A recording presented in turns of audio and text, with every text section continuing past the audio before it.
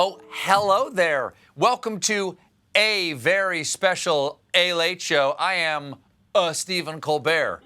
Tonight, we'll be taking a look back at the Biden-Harris administration's first 100 days in office and what we're calling the More You Joe. So how's old Pops Joe doing? Well, the Associated Press counted 61 campaign promises for his first 100 days.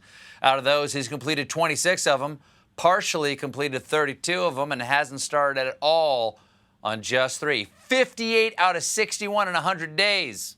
Shouldn't be surprised. We all know how much he loves multitasking. The biggest issue for the country since the inauguration continues to be the COVID-19 pandemic, but Biden did not wait until he was in office to start working on it. On December 29th, he said this. I've laid out 3 challenges in our first 100 days. One of them is ensuring that 100 million shots have been administered by the end of the first 100 days. The other 2 challenges before he got into office were draw up a stimulus bill and find out why that shirtless freak with the horns is taking pictures of the Capitol building. We finally got Biden's official COVID plan the day after he was sworn in. This is the plan. This is the plan. You can go online and get it. Yes, you have to go on the web to get his plan. But for the last guy's plan, all he had to do was look at a blank wall. It was like watching paint not care if you die. To execute his plan, Biden turned to former Obama aide and man who's got just an iota of Ray Liotta, Jeff Zients. As the White House coronavirus czar, Zients worked out some big deals, which led to pharma giant Merck agreeing to help make Johnson & Johnson's single-shot coronavirus vaccine. Merck and Johnson & Johnson working together. Superstars joining forces. It was like the traveling Wilburys of people who want us to do more traveling and less wills and burying. The U.S. met Biden's target of 100 million shots 42 days early. So Biden doubled it to 200 million doses. And we've met that one too. True, we're still not out of the woods, but at least no one's telling us to inject the trees with bleach.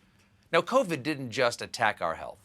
It also decimated our economy, which is why on March 11th, Biden signed the $1.9 trillion American Rescue Plan, giving $1,400 to individuals, $350 billion to state and local governments, $14 billion for vaccine distribution, and $130 billion for school reopenings. And, of course, an automatic 18% gratuity for parties of 6 or more. I assume some of that school reopening money went toward electrifying fences to keep out Matt Gaetz.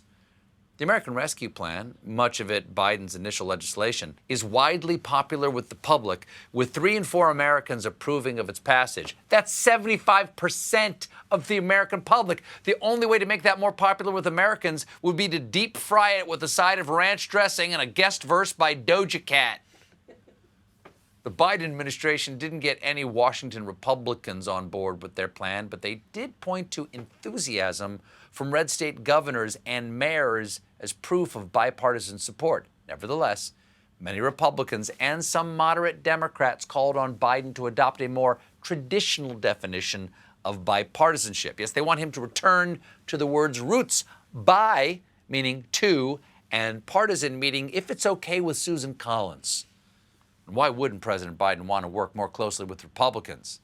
Well, it could have something to do with right-wing talk show hosts like Tucker Carlson, who echoed talking points painting Biden as a mentally unfit puppet who is being controlled by outside forces. Tucker Carlson calling someone else a puppet is rich when he looks like a ventriloquist doll who's late for the regatta.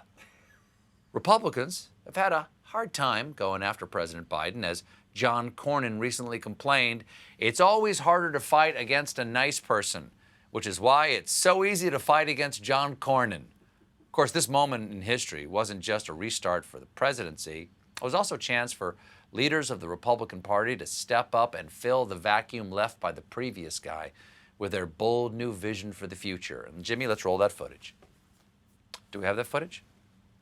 We don't have footage because they didn't do anything? They just got all weepy about Mr. Potato Head's missing penis? Okay.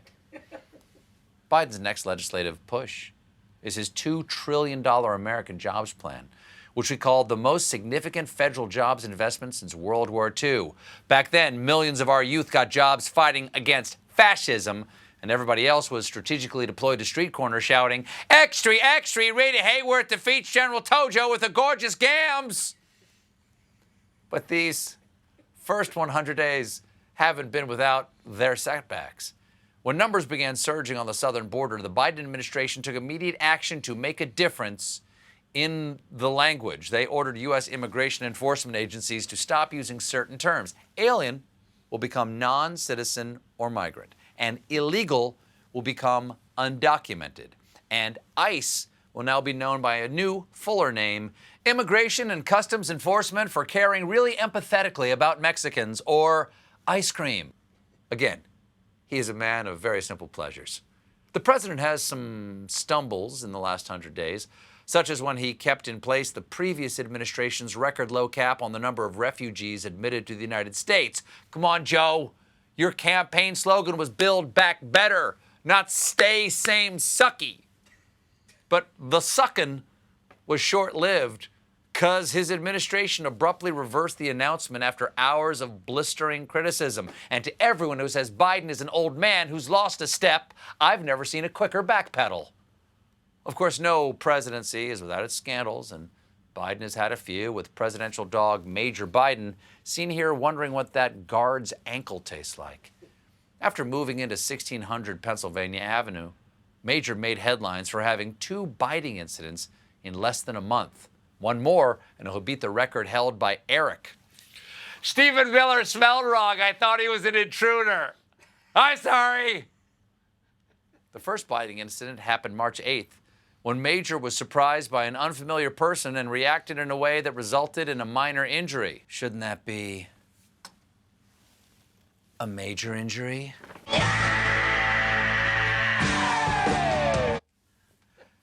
How many decades has that show been off at this point?